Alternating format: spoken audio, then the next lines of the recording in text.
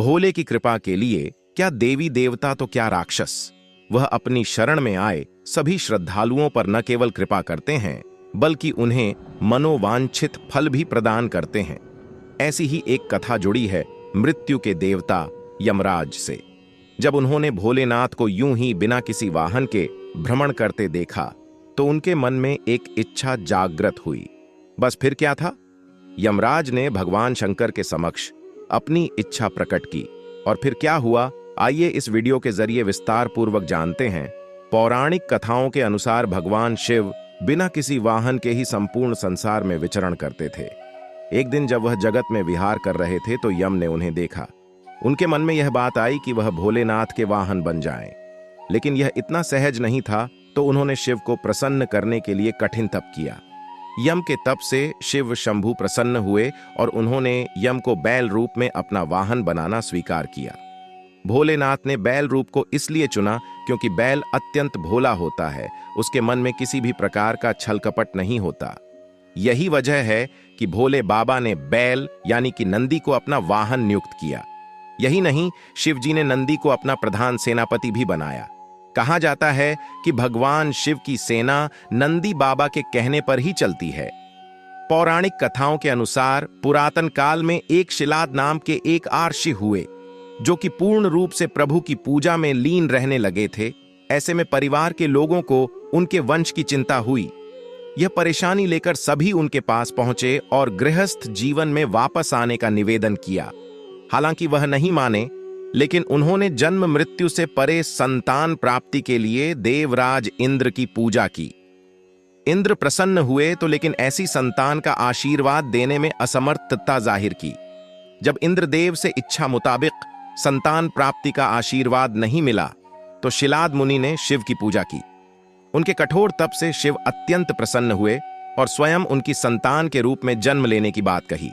कथा मिलती है कि एक दिन शिलाद मुनि खेत जोत रहे थे, तब उसी भूमि पर उन्हें एक बालक मिला। वह उसे घर ले आए और उसका नाम नंदी रखा। भगवान भोलेनाथ ने मित्र और वरुण नाम के दो मुनियों को नंदी के पास भेजा। उन्होंने नंदी को बताया कि वह अल्पायु हैं। यह सुनकर नंदी बाबा वन में चले गए और महादेव की पूजा अर्चना करने लगे। उनकी पूजा से भोलेनाथ प्रसन्न हुए और नंदी को मृत्यु भय से मुक्त अजर अमर होने का आशीर्वाद दिया। इसके अलावा गणों के अधिपति के रूप में भी नियुक्त किया। कथा मिलती है कि जब असुरों और देवताओं के बीच समुद्र मंथन चल रहा था और उसमें से विष निकला था तो उसे शिव ने धारण किया था। लेकिन विषपान के दौरान कुछ बूंदें जमीन पर गिर गई थीं और उन्हें नंदी ने अपनी जीभ से चाट लिया था। नंदी के इस भाव पर भोले अत्यंत प्रसन्न हुए। इसके बाद भगवान ने नंदी को अपने सबसे बड़े भक्त की उपाधि दी। साथ ही उन्होंने कहा कि जो शक्तियां उनकी हैं वह नंदी की भी हैं।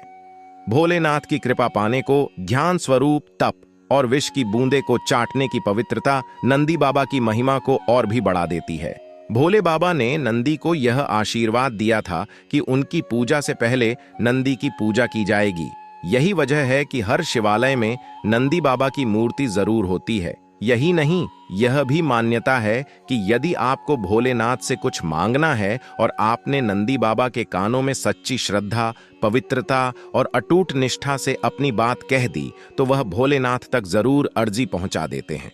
यही नहीं, शिवजी भी मुराद पूरी कर देते हैं। दोस्तों, आशा है आपको महादेव के वाहन के बारे में अच्छे से झांत हुआ होगा। एक ऐसी ही अनोखी और अनसुनी कहानी हम आपको वीडियो के माध्यम से सुनाना चाहते हैं।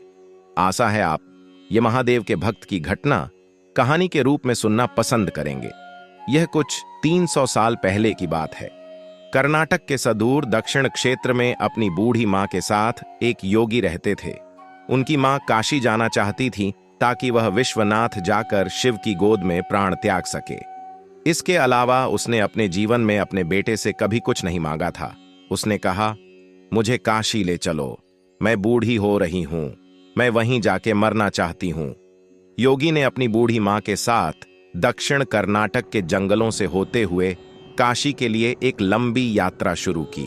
वृद्ध होने के कारण उनकी मां का स्वास्थ्य बिगड़ गया, तो उन्होंने मां को कंधे पर उठा लिया और जाहिर तौर पर कुछ समय पश्चात वह कमजोर महसूस करने लगा।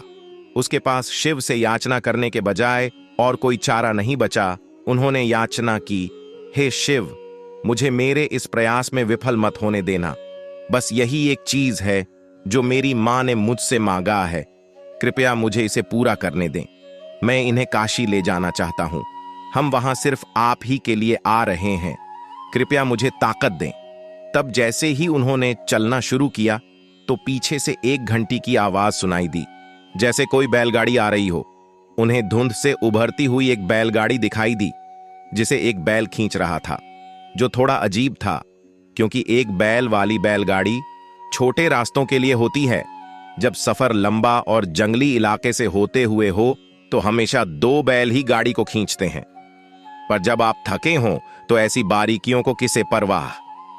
गाड़ी नजदीक आई पर वे चालक को नहीं देख पाए क्योंकि चालक लबादे में था और बाहर धुंध भी थी। मेरी मां बीमार है, क्या हम आपकी खाली गाड़ी में यात्रा कर सकते हैं? उन्होंने कहा। अंदर बैठे व्यक्ति ने सिर हिला के हां कहा। वे दोनों गाड़ी में बैठ गए और बैलगाड़ी आगे चलने लगी। कुछ समय बाद योगी का ध्यान इस ओर गया कि जंगली रास्ता होने के बावजूद भी बैलगाड़ी बहुत आसानी से आगे बढ़ रही थी। तब उन्होंने नीचे देखा और पाया कि पहिए घूम नहीं रहे हैं। वे रुके हुए थे पर गाड़ी आगे बढ़ रही थी। तब उन्होंने बैल की तरफ देखा और पाया कि बैल बैठा हुआ था पर बैलगाड़ी चल रही थी। तब उन्होंने चालक की ओर देखा और पाया कि वहां सिर्फ लबादा ही था। उसने अपनी मां की ओर देखा। मां ने कहा, अरे पागल, हम पहुंच गए। अब कहीं और जाने की जरूरत नहीं है, यही वो जगह है, अब मुझे जाने दो। इतना कह के मां ने शरीर छोड़ दिया। बैल, बैलगाड़ी और चालक सब विलीन हो गए। योगी अपने गांव लौट आया। लोगों ने सोचा, यह इतनी जल्दी लौट आया है, यह अवश्य ही अपनी मां को कहीं छोड़ के आया है, यह उसे काशी नहीं ले गया। उन्होंने उसे पूछा, तुम अपनी मां को कहां छोड़ आए? उसने उत्तर दिया, हमें वहां जाना नहीं पड़ा, शिव खुद आए थे हमारे लिए। क्या बकवास है, उन्होंने कहा। योगी ने उत्तर दिया, मुझे फर्क नहीं पड़ता कि आप क्या सोचते हैं, वे आए थे हमारे लिए और यही सच है। मेरा जीवन ज्योतिर्मय हो गया है, यह मैं अपने अंदर में जानता हूं। अगर आप नहीं मानते तो यह आप जाने। तब उन्होंने पूछा, ठीक है, हमें कुछ ऐसा दिखाओ कि हम माने कि तुमने सच में शिव को देखा है और वे सच में तुम्हारे लिए आए थे। योगी ने कहा, मैं नहीं जानता, मैंने उन्हें नहीं देखा। मुझे सिर्फ एक लबादा दिखा। वहां कोई चेहरा नहीं था, वहां कुछ नहीं था, वह खाली था। अचानक सबने देखा कि वह खुद वहां नहीं थे, सिर्फ उनके कपड़े ही दिखाई पड़ रहे थे। वे दक्षिण भारत के महान संत बने। जहां भी वह जाते लोग उन्हें बिना चेहरे वाले योगी के रूप में लोग जानते थे। दोस्तों, आशा है आपको महादेव की ये अनसुनी कहानी सुन के अच्छा लगा होगा। ऐसे ही अनोखी और अनसुनी कहानियां सुनने के लिए हमारे चैनल को सब्सक्राइब करके बेल आइकन ऑल पर सेट कर लें। दोस्तों, आज के लिए इतना ही। अपना ख्याल रखना। महादेव के प्रति अपने विचार हमें कमेंट करके जरूर बताएं। हर हर महादेव।